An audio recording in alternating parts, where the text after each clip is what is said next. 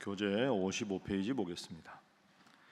제자들이 손을 씻지 않은 채 식사하는 것을 본 바리새인들과 서기관들은 장로들의 전통을 지키지 않는다며 비난합니다.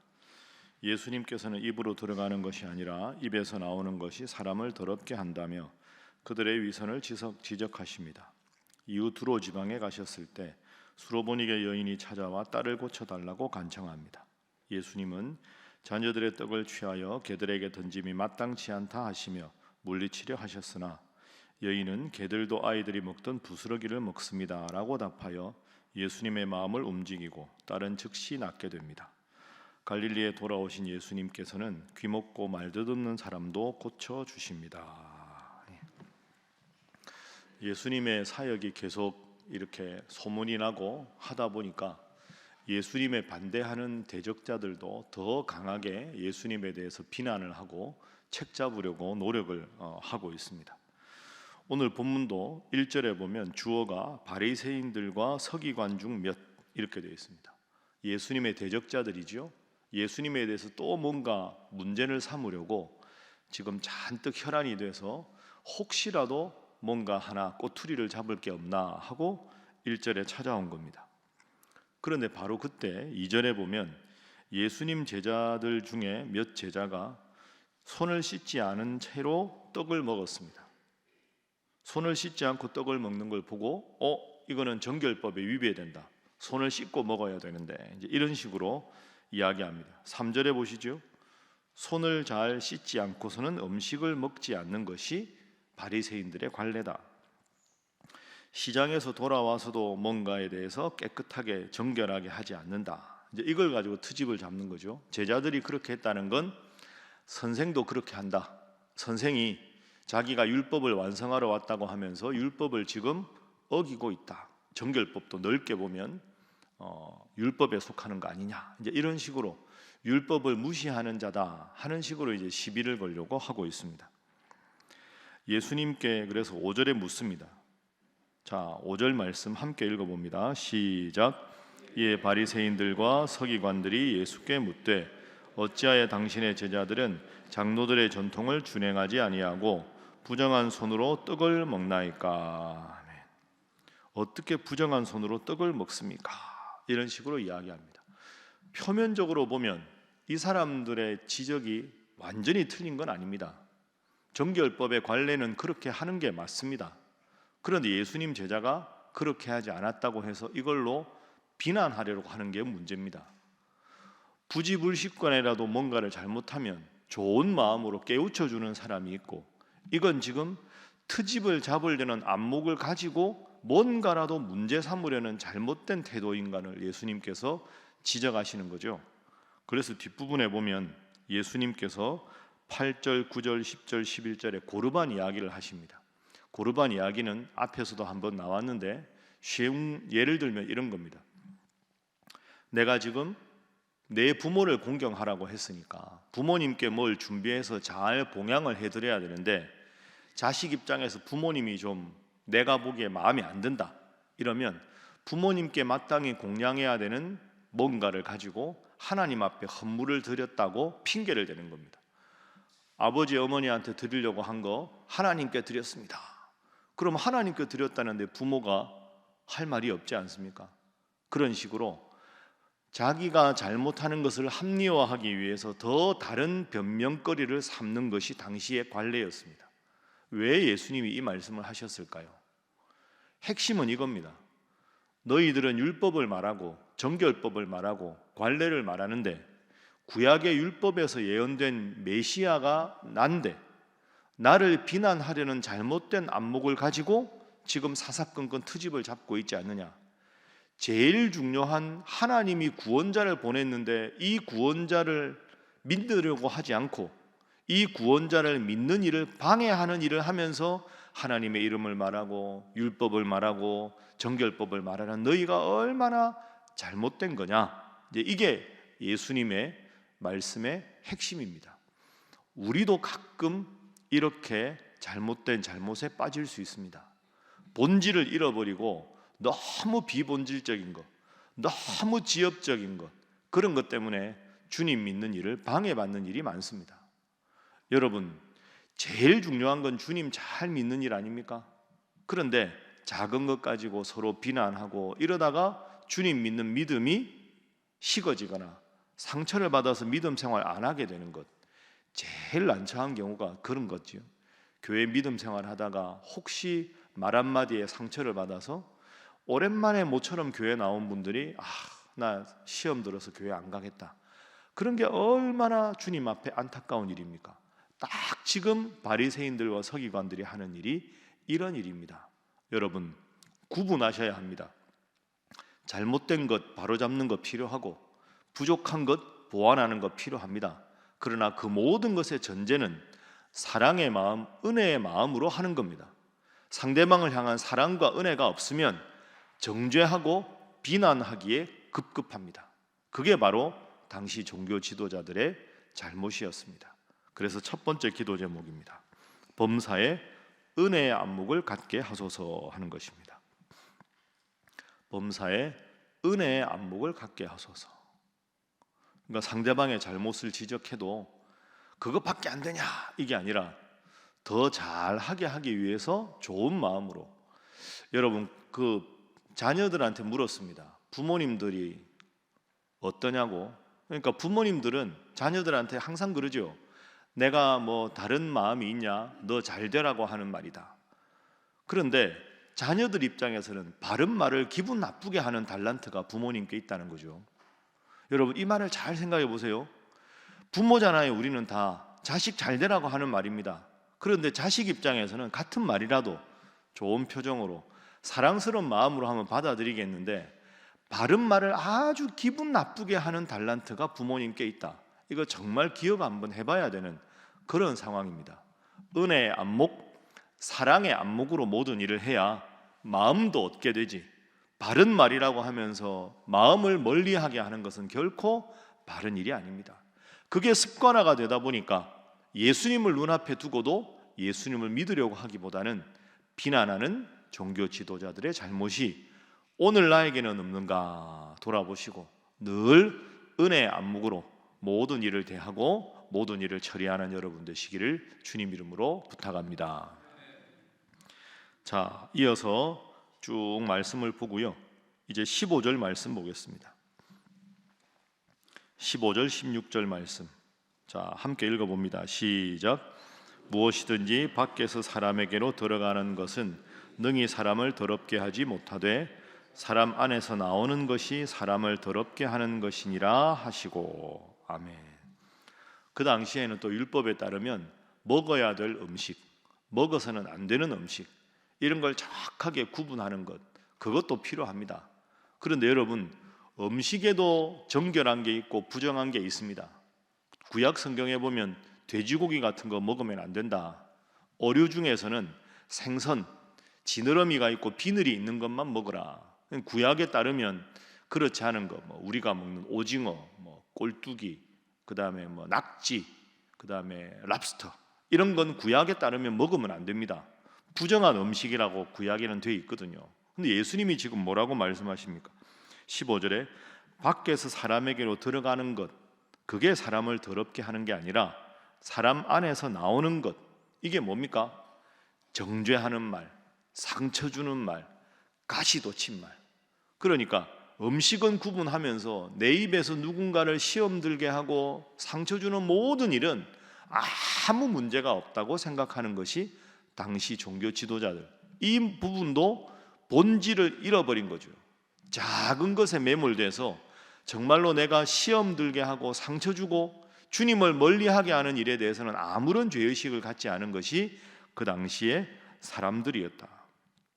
그래서 19절에 예수님께서 말씀하십니다. 이는 마음으로 들어가지 아니하고 배로 들어가 뒤로 나감이라. 이러므로 모든 음식물을 깨끗하다 하시니라. 오늘 우리가 돼지고기도 먹고 뭐 오징어도 먹고 하는 근거가 19절 말씀입니다. 예수님은 성경을 폐하러 온 게 아니라 완성하러 오셨습니다. 그러니까 여러분, 구약 성경에 있는 모든 말씀은 신약에서 어떻게 재해석이 되는가? 예수님이 율법의 완성이니까 구약의 완성 아닙니까? 그러니까 구약의 말씀을 예수님이 신약에서 어떻게 완성하시는가를 함께 보면서 성경을 해석해야지, 성경의 한 구절만 놓고 그 한 구절을 잘못 해석해서 이게 말씀이다 라고 하면 성경적인 것 같으나 더 잘못된 잘못에 빠질 수가 있다, 이렇게 우리가 말할 수 있습니다. 그래서 성경은 한 구절 한 구절을 읽는 것도 중요하지만 전체적인 안목을 가지고 이 구절이 예수님의 말씀에서 어떻게 해석되는가를 함께 보아야 그게 성경을 바르게 해석하는 겁니다. 성경을 많이 읽는다고 성경을 바르게 해석하는 게 아니라 한 구절을 읽어도 성경 말씀의 뜻을 정확하게 해석하는 것이 필요합니다. 그래서 늘 말씀드리지만 이렇게 새벽마다 하루에 한 장씩 읽어가는 것이 우리의 영적인 삶에 정말로 도움이 되는 일입니다. 날마다 말씀을 가까이 하되 말씀을 읽고 배우고 정확하게 의미를 깨달아서 그 의미대로 살아가는 여러분 되시기를 주님 이름으로 축복합니다. 두 번째 기도 제목입니다. 성경을 늘 올바로 해석하게 하소서 하는 것입니다. 성경을 늘 올바로 해석하게 하소서. 아유, 목사님, 우리가 어떻게 그 성경 어려운 구절을 잘 해석합니까? 쉬운 방법이 있다니까요. 이렇게 새벽기도 나오시면 됩니다. 어려울 게 하나도 없습니다. 그러면서 매일 말씀을 읽고 배우면 되는 거죠. 그렇게 여러분, 이 자리가 가장 내 인생의 복된 자리라 기억하고 늘 깨어서 새벽에 나오는 여러분 되시기를 주님 이름으로 축복합니다. 새벽에 나와서 말씀 읽고 말씀 붙잡고 기도합니다. 그게 가장 큰 힘이라고 말씀드렸죠. 자, 뒷부분 보겠습니다. 24절 이하 보십시오. 예수님께서 많은 병자들을 고쳐주시는 이야기입니다. 예수께서 일어나서 거기를 떠나 두로 지방으로 가서 한 집에 들어가셨습니다. 25절에 더러운 귀신 들린 어린 딸을 둔 한 여자가 예수님께 왔습니다. 그런데 딱 보니까 지금 예수님이 보니 이방인입니다. 예수님께서 뭐라고 말씀하십니까? 자, 27절 말씀. 자녀로 먼저 배불리 먹게 할 것이다. 자녀의 떡을 취하여 개들에게 던짐이 마땅치 아니하니라. 그런데 이 여자의 믿음, 우리가 잘 아는 본문입니다. 28절 함께 읽습니다. 시작. 여자가 대답하여 이르되 주여 올소이다마는 상 아래 개들도 아이들이 먹던 부스러기를 먹나이다. 아멘. 자, 여러분, 지금 전체적인 배경을 보십시오. 마가복음 우리가 지금 쭉 읽어가는 장에 보면 계속 강조하는 것이 유대인들, 특히 율법을 잘 안다는 종교 지도자들이 예수님에 대해서 자꾸 책 잡으려고 하고 문제 삼으려고 하고 있습니다. 그러니까 예수님은 지금 말씀을 가르치시고 천국 복음을 전하시고 약한 자들을 고치셔야 하는 일만 해도 너무너무 바쁘신데 계속 유대인들 중에 구약에 대해서 잘 안다는 사람들이 예수님에 대해서 문제만 삼습니다. 그 문제를 다 해결하면서도 예수님 마음이 어떠실까요? 이야, 참 기가 막히다. 인간적으로 생각하면 다른 이방인들은 몰라도 유대인들은 나를 알아보아야 하는데 유대인들이 지금 예수님에 대해서 방해하고 있지 않습니까? 그러면서 예수님은 제가 본문을 가지고 추측해 본다면 더 마음을 다지시는 거죠. 주여, 그래도 이들도 하나님의 백성인데 내가 이들이 나를 방해하면 할수록 더 하나님의 지혜를 보여주고 더 하나님의 권능을 보여줘서 저들의 강팍한 마음을 바로잡고 저들이 정말로 구약에 예언된 메시아가 저라는 것을 깨닫게 하겠습니다 하고 더 한층 강한 마음을 가지고 있는 상태입니다. 그런데 수로보니게 여인이 온 겁니다. 이방 여인이죠. 내 딸이 죽어갑니다. 귀신 들렸습니다. 제 딸을 고쳐주십시오. 그 예수님은 지금 이 여인을 배척하려고 하신 게 아닙니다. 예수님이 누구를 감히 배척하신 적이 있습니까? 그게 아니라 딸아, 너의 병 고치는 거, 너의 딸의 병을 고치는 거 중요하다. 그런데 유대인들이 조직적으로 나를 방해하니 나는 우선적으로 저들의 마음, 강팍한 마음을 바로잡고 저들에게 하나님의 말씀을 바로 전하는 일을 먼저 하겠다. 이런 뜻입니다. 그런 의미에서 상을 차렸는데 개들이 먼저 상에 있는 걸 먹는 게 아니라 자녀들이 다 먹고 남은 거는 개를 위해서도 배려하는 거다. 이제 이런 뜻이 되는 겁니다. 그런데 이 여인이 그 말을 듣고 예수님의 사역의 우선성은 유대인에게 있다라고 말씀하셨음에도 불구하고 예수님 맞습니다. 그 말씀 맞는데 자녀들이 먹고 남은 건 개들이 부스러기라도 먹지 않습니까? 부스러기 같은 은혜라도 저에게 주십시오. 그러니 예수님이 놀라신 겁니다. 이야, 너 참 믿음이 훌륭하다. 내가 사역의 우선성이 유대인에게 있다고 말했는데도 너는 그래도 작은 은혜라도, 적은 은혜라도 갈구하는 딸아, 너의 믿음이 참 훌륭하다. 내가 너의 믿음을 보고 너의 딸을 고쳐주겠다. 그렇게 말씀하십니다. 자, 29절 30절 두 절 함께 읽어봅니다. 시작. 예수께서 이르시되 이 말을 하였으니 돌아가라. 귀신이 내 딸에게서 나갔느니라 하시매 여자가 집에 돌아가 본즉 아이가 침상에 누웠고 귀신이 나갔더라. 아멘. 여러분, 오늘 이 본문은 해석이 어려운 본문인데요, 이 본문을 보고 예수님이 어떻게 이렇게 냉정할 수 있냐? 그게 아닙니다. 예수님 분명히 이렇게 말씀하셔서 이 여인이 상처를 입었어도 다 고쳐주셨을 겁니다. 예수님은 예수님께 찾아오는 일을 누구도 마다하지 않습니다. 그런데 중요한 건 이 여인이 믿음이 있던 여인이었다는 거죠. 예수님의 사역의 우선성에도 불구하고 맞습니다. 그래도 부스러기 같은 은혜도 저에게 주십시오. 그게 예수님의 마음을 감동시켰습니다. 여러분, 어머니가 대신 왔습니다. 딸이 온 게 아닙니다. 그리고 이 어머니는 이방인입니다. 이방인 여인, 딸이 귀신 들렸다. 그러면 이 여인의 신분도 미천한 신분 아니겠습니까? 그런데 예수님은 이 여인의 믿음을 보시고 그 딸을 고쳐주셨습니다. 예수님은 신분도 신앙의 연륜도 그 어떤 것도 보지 않고 간절한 마음으로 예수님께 찾아오면 누구도 마다하지 않고 다 고쳐주셨습니다. 오늘도 이 새벽에 간절한 기도 제목을 가지고 여러분 오셨습니다. 간절히 주님 앞에 기도해서 모든 문제를 해결해 주시는 주님께서 여러분의 문제를 친히 해결해 주시고 여러분의 눈에 있는 슬픔의 눈물을 기쁨의 눈물로 바꾸어 주시기를 주님 이름으로 축복합니다. 세 번째 기도 제목입니다. 내 문제를 주님 앞에 해결받게 하소서 하는 것입니다. 내 문제를 주님 앞에 해결받게 하소서. 그래서 여러분, 오늘 세 가지 기도 제목 꼭 기억하십시오. 뭔가 부족한 점이 보여도 먼저 필요한 것이 은혜의 안목이다. 이거 꼭 기억하시고 무엇보다 말씀 바로 읽고 바르게 해석하고 마음 중심의 말씀을 새겨서 주님 말씀 붙잡고 기도해서 여러분 새벽에 가지고 온 모든 문제도 이 수로보니게 여인처럼 주님 앞에 해결받고 감사의 눈물로 주님을 사랑한다고 고백하는 분들 되시기를 주님 이름으로 축복합니다.